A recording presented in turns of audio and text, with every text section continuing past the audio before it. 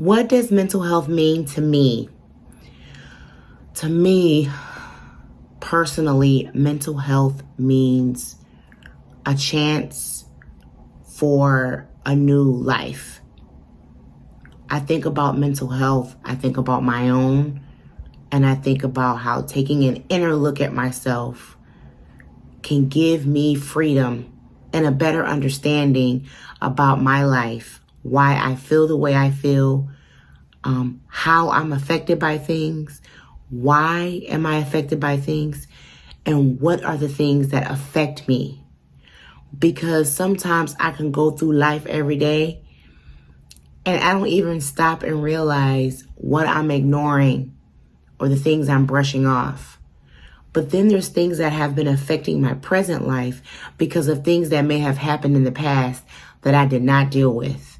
So for me, mental health speaks about an opportunity to recover, understand, gain knowledge, do some digging in the inside, reflecting on things that have occurred in my life, trying to get to the root of my mental health and any inconsistencies or any poorness in my mental health. You know, we want to keep our teeth clean and keep our car cleaned. We have to do maintenance. We have to keep our physical health up, taking our meds, taking our vitamins, drinking water, staying away from processed foods. We want to keep our health in good standing. We want to have wealth in our health. Well, when I think of mental health, I think about wealth in the inside of me. That's in my heart, in my mind, in my spirit, and in my soul, and my emotions.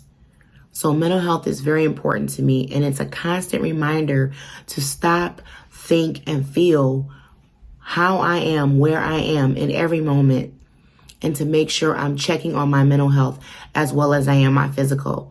That's what mental health means to me. Hi, I am here speaking on behalf of Mental Health Awareness Month.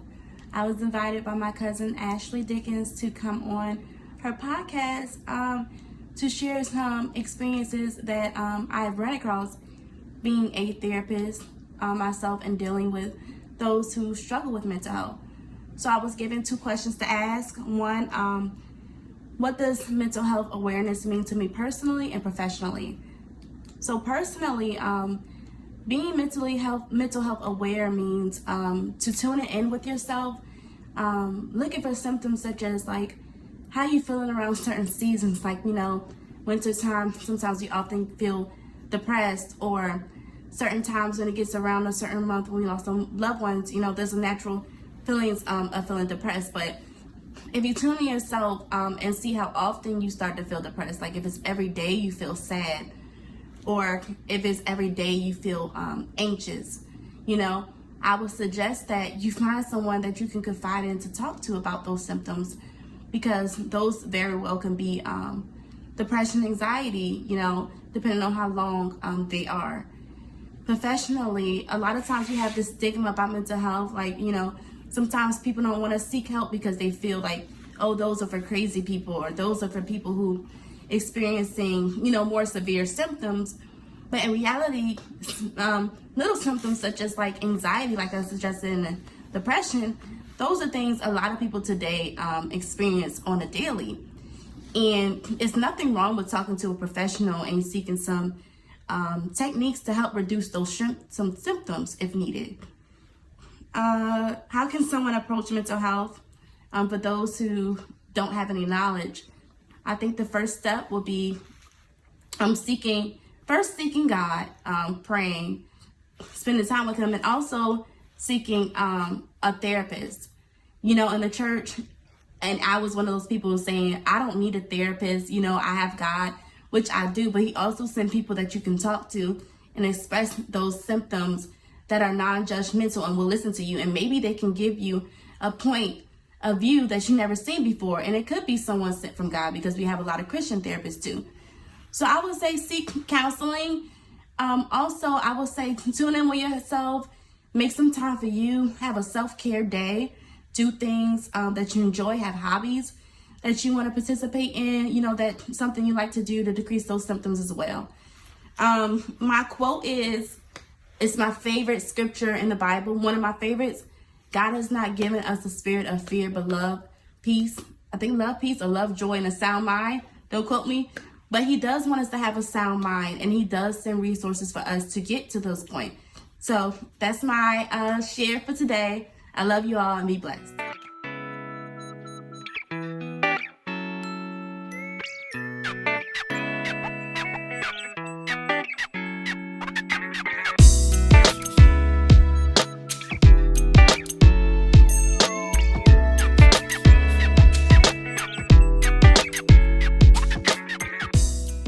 Hey everyone, it's Alexis K. I host Tuesdays, Transparent and Transformation Tuesday. And when I think about what mental health means to me, for me, it means making space for my feelings. Often, we kind of don't make space for feelings because we're busy, or, we think people don't care, or we're not really sure how to articulate them. We're not always sure where to put them, if they're valid. And I think that mental health awareness means being aware. It's actually taking time to think about how we feel, react to the way we're feeling, and then seek help if we really need it.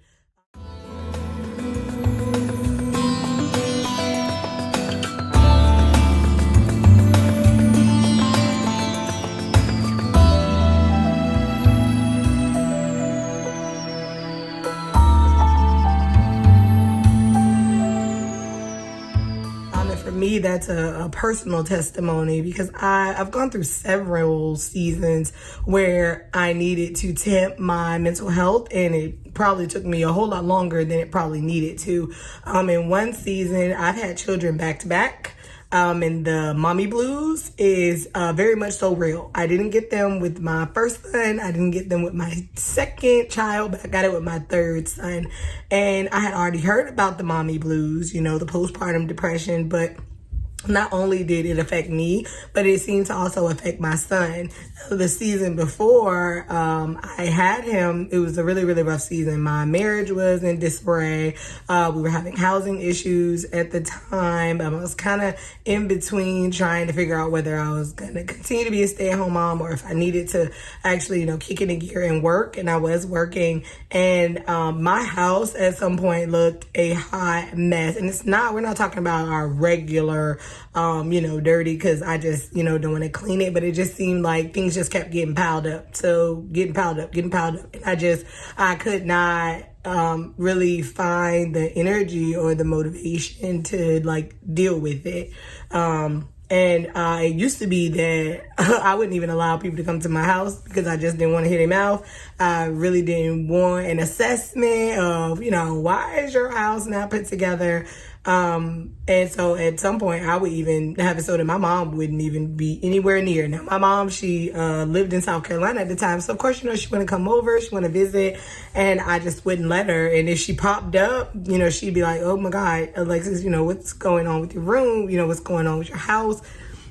Or I try to hurry up and clean up. And it was really that there was just too much going on, and I wasn't sitting down to actually deal with how I was feeling. I wasn't talking to anyone about my marriage. I wasn't talking to anyone about me juggling a third child.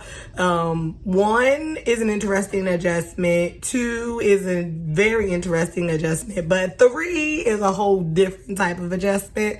And I don't think that I was mentally prepared for how hard my third child would be. And Lord, it really did put me in a bad space for a really, really, really, really long time.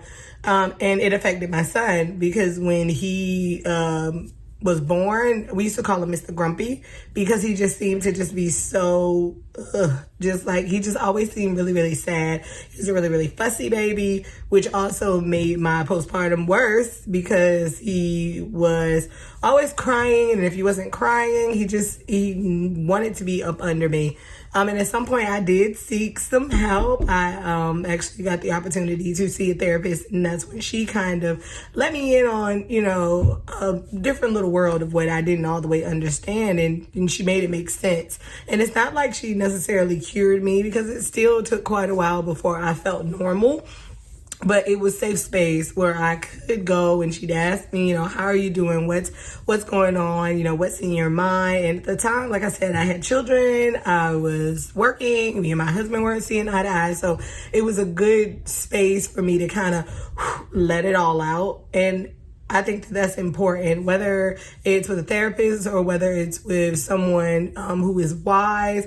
It is so important to go and talk to people about the way you feel. It may oftentimes seem really, really small and maybe not even that significant, or, I can just power through it. But there are so many studies and just personal testimonies where people will tell you that bottling it all up or not dealing with it is just as unhealthy as pretending like it doesn't exist or being untreated. Thankfully, this particular season of my life, I didn't have to have medicine. But if you need medicine to kind of get you back on balance, because for me, it was a hormonal imbalance. It just wasn't bad enough for her to diagnose me with any type of medicine. But, I had to practice some mindfulness. I had to take some time to kind of clear out my schedule. She even suggested at one point, she said I probably shouldn't have went back to work as early as I did with my third child, but my money was funny. So I was like, well, I need to get back to work. So as we're talking about mental health, please keep a gauge on the way that you are feeling. As small as it might be, it can be a very, very big deal. And it can be a very big deal to be able to let it out. It can be a very big deal to be able to talk to somebody and for someone else to kind of make sense of our feelings, because sometimes we can't make sense of them, and that makes it even worse than before. And the thing about depression is, and I tell people this all the time, is that once you've kind of gone through that cycle, because for me it was probably about a 2-year, maybe 2.5-year cycle. Once you go through that cycle, it doesn't necessarily go away. You can always, kind of slide back into that behavior if you're not careful, if you're not paying attention to the way you feel, which is why specifically I stay within my word. I tell people all the time that one of the things that really, really blesses me is that I do know what the word says about my feelings and the certain things that I feel if and when I feel them. Because I'm a mother of 5, I'm often overwhelmed and overstimulated because everybody needs something, wants something. They're all homeschooled. My husband, he works all day. So and then, I have other ministries and things that I'm a part of. So I'm often very overstimulated. However, because I do know what the word says about rest, it has really helped me, especially in the last 2 years. It's helped me a lot to push away from things, to not necessarily need to get everything done, and to just do what I can in the moment. And it has truly blessed me to keep a peace of mind so that I don't look around and just go, well, Lord, nothing got done. So if I could give you all any encouragement, I would definitely continue to encourage you to talk about your feelings, keep a gauge on them, know how you're feeling, know what caused it. If you're not sure what caused it, seek some help. It is so important to seek help if and when you start to get into that downward spiral and you feel like you can't get out. Because the truth is, you can get out. Not only can you get out with Christ, but Christ also gives people the gift to be able to listen, to help, and to help you discern. Love y'all.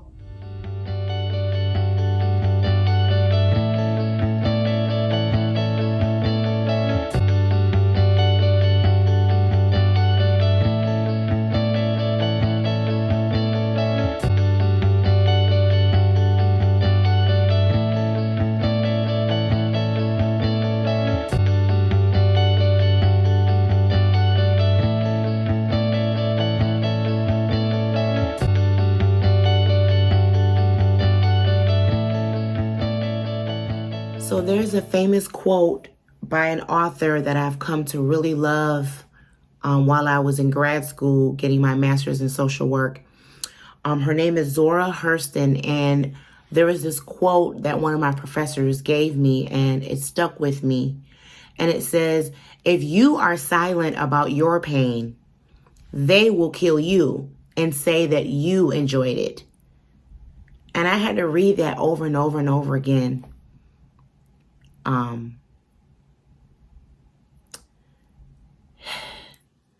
It almost speaks to me of somebody taking something from me that belongs to me. I have a right to feel the way I feel, and I have a right to decide who gets to be affected by what happens in my life. I can control how things affect me and how far I'm going to let something take me mentally, spiritually, physically, and emotionally. But if I don't say anything, and if I don't advocate, if I don't speak out, if I don't, show up for myself in any capacity, then people will walk over me. They'll make their own assumption about me, and they'll make it seem like I wanted them to, and that I tolerated it, and that it was okay. And it gives people almost a right to feel like they can use you or treat you any old way, that they can take advantage of you. That's what that quote means to me.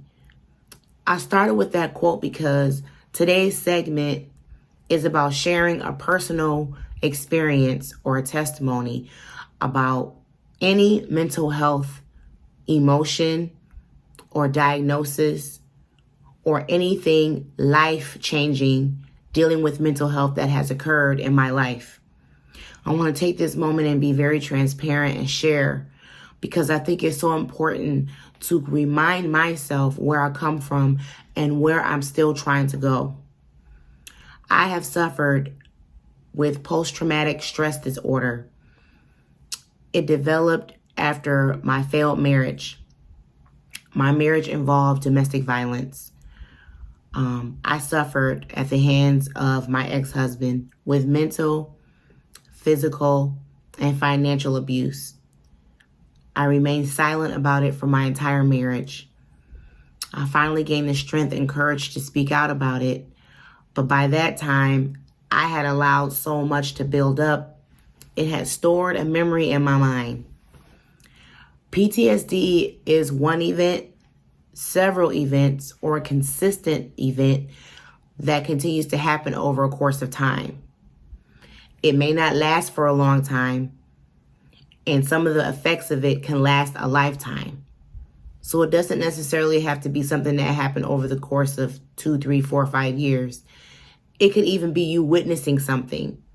It could be a car crash, or like myself, being a victim of domestic violence. You could witness someone getting killed. You could be a veteran and experience things that you've seen in the war or in times of battle. You could have lost a child, and that was a traumatic experience for you that somehow you keep reliving over and over. You see something and it triggers it. You hear something and it triggers it. You smell something and it triggers it. And it affects your day-to-day life, or it prevents you from thinking clearly, sleeping correctly. It makes your mood change, your emotions change. PTSD is real, and it looks different to different people. I suffered with it, and I ignored it. I thought that I could just do one, therapy session and I'd be fine. But it crept back on me, and I ended up losing a very important job that I had because I was unable to focus because of it. I was already diagnosed and thought that I could handle my diagnosis. It was not worth losing my job or my sanity over. I needed to deal with my PTSD. I needed to go back to therapy and really work on it, understand it, and see how it kept popping up in my life. I'm grateful that I stuck with my therapist and I stuck with my treatment. And over time, I learned good coping skills to get through my PTSD.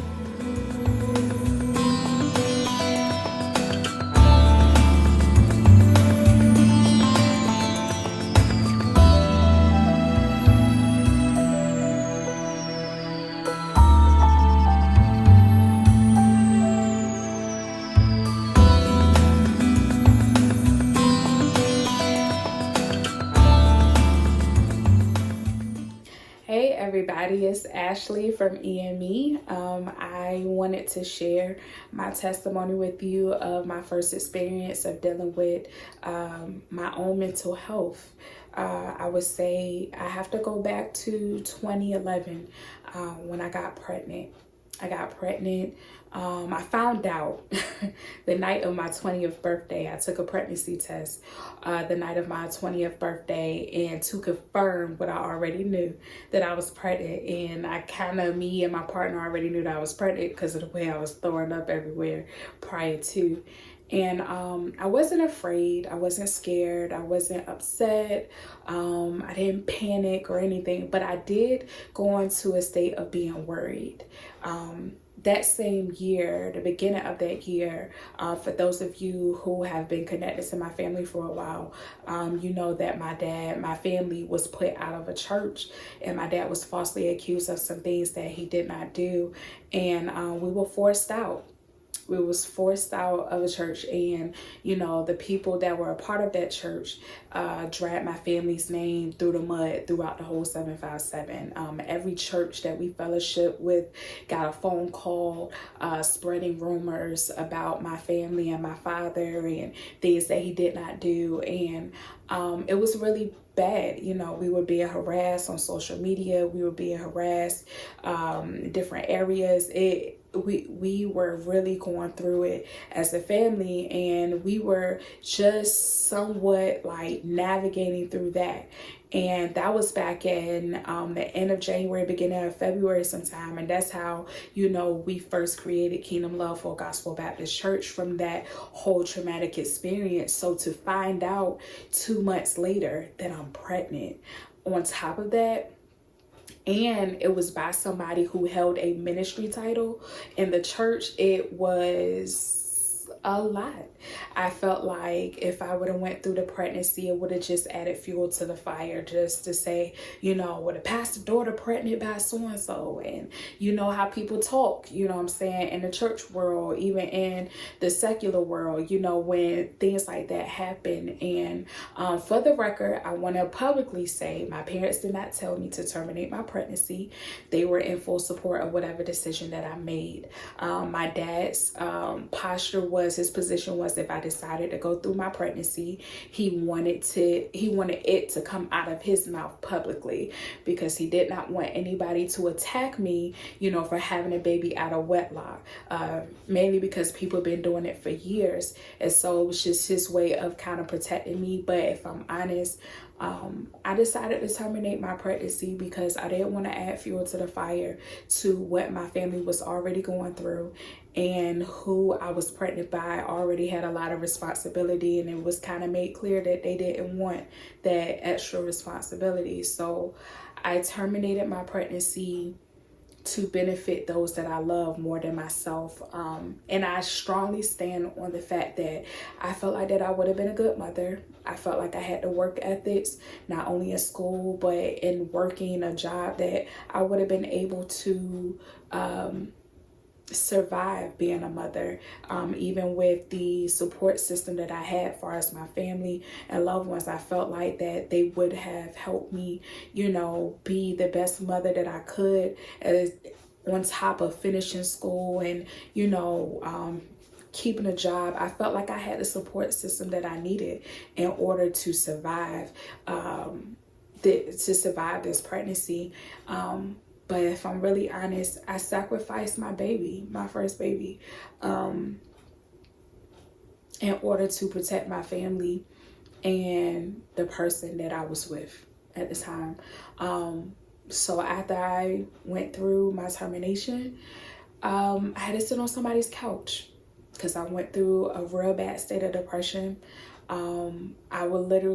I stayed out of work for a whole month. I would literally just wake up, watch TV, eat, cry off and on all day. I would be upset, I'd be irritable, I'd be frustrated, I'd be mad. And I really felt like I let God down because I killed, you know, my baby. And I just went through a whole emotional roller coaster. And any woman would tell you that have been through the experience of terminating a pregnancy, it takes a toll on your body. It takes you through, it affects your mental, your emotional, your physical, your spiritual. It affects everything. And so I was feeling all of those emotions. I was feeling suicidal. I was feeling a lot of different things. So I had to go sit on somebody's couch and talk to them. So I found a Christian therapist to talk talked to. I talked to them for a couple of weeks after I had terminated my pregnancy, and they began to kind of help me develop a plan of how I can heal and push forward. I eventually went back to work to try to get some kind of normalcy going back in my life, but it was hard. It was hard. It was hard to maintain my friendship with Alexis.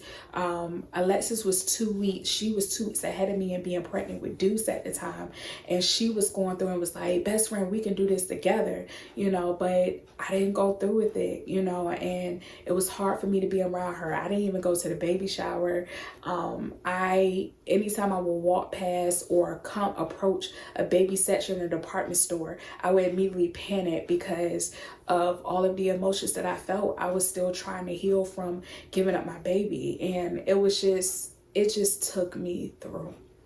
But by the grace of God, sitting on somebody's couch, expressing my feelings, and just the support of my friends and family that knew, because that was very quiet at the time, you know, I was able to push through. I was able to heal.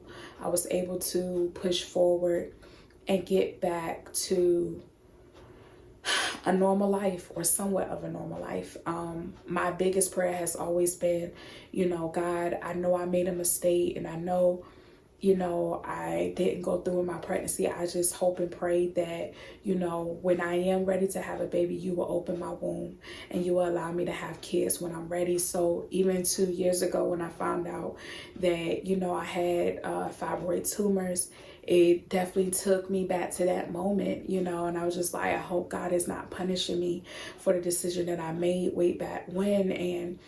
But I had to shift my posture and my way of thinking and just say, God, I trust you to see me through this.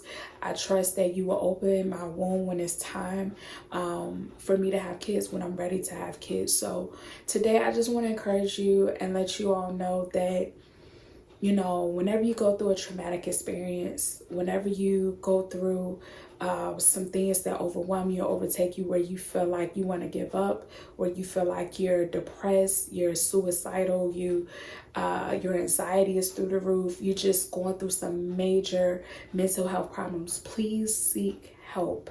I know as believers, we have been taught to, you know, talk to God, trust God, he'll take care of everything, and he will, because he's able to do exceeding above all we could ever ask or think. But there are moments where we do need to sit on somebody's couch. There's nothing wrong with seeking out a Christian therapist that can help you with this, that can help you develop a plan on how to heal properly, or how to navigate through this traumatic experience so you can heal and move forward in your life. So get help.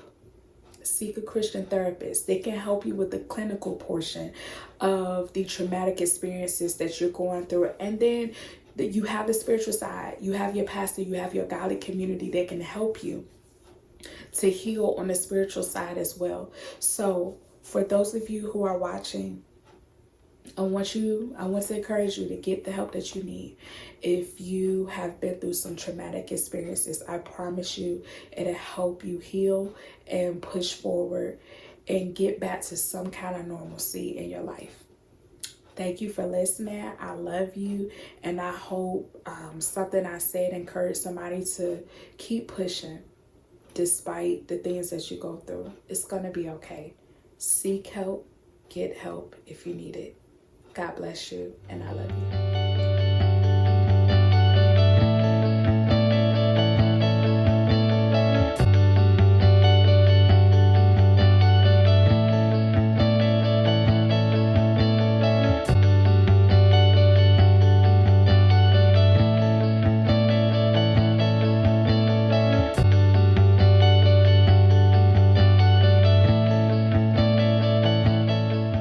Something more significant happened with me, though, that I just started digging into. This is a very touchy subject, so if you have small children or people who you think may not be able to handle this type of conversation, it may be best to use discretion. I was a victim of sexual child trauma, and it wasn't when I was a 6-year-old or a 5-year-old, and it wasn't at the hands of a relative, neighbor, or friend. This happened to me right before my teenage years, right in that development stage. My virginity was taken from me with no knowledge, without the use of a decision of mine to say that I wanted to give this person something so sacred to me. I was not given the chance to make that decision. I was deceived, I was tricked, and I was conned. I did not give consent. I was young, naive, and lost, and uneducated. That situation happened, and I remained silent. I blamed myself, and over the years, my perception of safety from men, love, intimacy, relationships, covenant was very foggy and very clouded because of that one traumatic sexual trauma. I didn't put the pieces together until I became older, and I said, something's just not clicking. My view, my understanding, my indecisiveness, the way I make my decisions, what I base my decisions on in the area of relationship or covenant, why has it been so cloudy and unsure? And why do I not feel confident in this particular area, but the other areas of my life I felt very confident in? That was an area I had not dealt with. I never received treatment for it. I never talked to anyone for it. I didn't even receive any medical attention for it. It went unspoken for years, and it sat and it sat and it sat, and it lay dormant, and the seed of that traumatic event grew and grew, and its vines grew, and it affected so many things in my life in regards to relationships. I made the decision to get that shovel and start to dig and get to the root. And that root for me was my sexual childhood trauma. It was one significant event that was not my fault, that I blamed myself for, that one moment that catapulted that area of my life in a very negative way. I needed to get to the root of it, to bring it up, to bring it out, to understand it, to acknowledge it, to express it, to see the characteristics of it, to replay it, to remember what was going on in my life, to take the blame off of me for it, and the guilt and the shame, for the purpose of getting it up and getting it out, to receive the proper treatment for it, to talk to a professional who can guide me through it and to guide me out of it. And for those of you who are believers, I had to use strength and courage from God to even walk down that path. You see, I had to pray and make a commitment to God that no matter how scary and how hurtful and how sad and how many negative emotions were going to come up, I had to take that shovel and dig from the root, because that was affecting my present life. And I wanted victory over it. I wanted control over my future and my life. So for those of you who are believers, God had to give me strength to even go back and walk through that dark valley and pick that out for the purpose of bringing it up, bringing it out, and casting it away, spewing it out of my life. And when you can gain knowledge on why something happened and that something happened, you get the power. You take back the power. I don't need an apology from the person who violated me back then. I don't need him to apologize to me because I already forgave him. I don't need a grand speech. I don't need him on his knees. I don't need him begging for my forgiveness. I took the power back when I made the choice to approach and deal with my trauma because it was affecting my current life. That is my story. And every day I work at it. Every day I think of it. I write about it. I talk to my therapist about it. And every day it's almost like the clouds are separating and there's more rays of light coming through. And in that area of my heart, in relationships and covenant, it's almost being rebirthed and renewed, and it's healing. So I encourage anyone, I hope that this story has helped you in any way, shape, or form. I want to encourage you, if you're thinking about why you can't seem to get through and over certain things in your present, it might be something in your past that you never dealt with that you need to go back and deal with. It's not to hurt you and it's not to make you upset, so you need to be ready. But have it in your mind, the purpose of you doing it is to get it up, and to get it out. You can do it. You're worth it. And if you are silent about your pain, they will kill you and say you enjoyed it. So it's up to you to take that step. It takes courage and it takes strength, but it's so worth it. So I want us to be mindful for the rest of this month for May Mental Health Awareness. Be transparent. If you have to record yourself telling your story and it's just for you to see, do it. If you want to speak to a mental health counselor, you can always call your member services phone number on the back of your insurance card. They can email you a list of all covered mental health therapists, counselors, and psychiatrists that are covered under your insurance. You can do this work because it's your work and it's your life. And I believe in you.